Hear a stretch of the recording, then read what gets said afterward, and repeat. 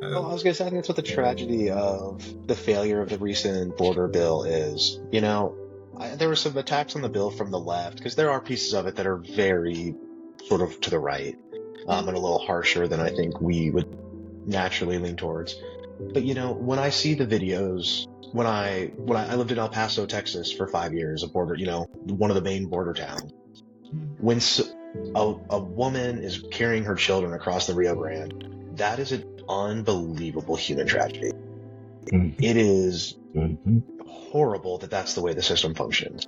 And so funneling people to ports of entry, processing them, getting them work visas, doing the things you would do with a refugee, someone looking for asylum or anything like that. I think that makes sense. A system that has people wandering through the desert, having cartels help them. I mean, all of those things, it's every part of that is an unspeakable tragedy. And it's sad because I think the bill would have helped. It would have helped the processing time. It would have helped add some humanity to it. But of course, Donald Trump said they can't do it, so every Republican remembered they don't have a spine and stopped voting for it.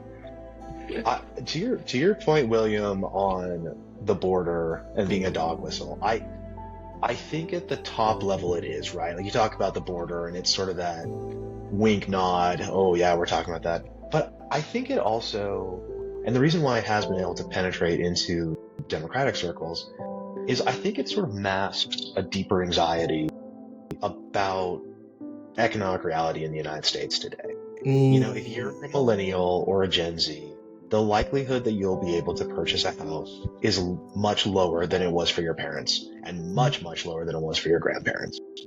Wow. And it's harder to look at globalism and the way that, the Reagan Revolution shifted money to the higher, what I mean? That is so complicated and so hard for people to understand. Whereas you can say, oh, well, there's immigrants. Immigrants drive down wages because it increases the pool of workers, which through macroeconomics can result in lower wages. And so ipso facto, this immigrant made me lose my job, and now my life is worse. I cannot afford a home because of this person. Missing that's not the reality of it. I mean, exactly like you said, Florian. They're not taking your jobs. Most of these immigrants are here on work permits legally. Or have work permits from Mexico to the United States. They're working in agricultural, work, which is backbreaking, which is very difficult, and they're doing it to give themselves a better life. They're not. It's so, again, living in El Paso for 5 years. El Paso is the third safest city in the country, year after year after year. There's very little crime. It's beautiful. The community is really tight. And yeah, there's immigration, and it doesn't, the quality of life for everyone is pretty dang high in El Paso. It's not this sort of Republican nightmare that they would go to. The last thing I wanted to say, I think it also just absolutely reveals the failure of our foreign policy in Latin America. Speak to it, man.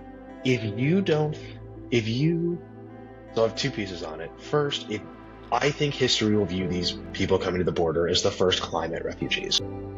The Earth is becoming hotter. It's affecting where they live. And if you can't live in your family area, family house anymore, because the climate has altered and changed weather patterns or what have you, where are you going to go? Are we going to look at these people and say, hey, you and your family just have to die here because, sorry, you can't come to us? No, you're going to figure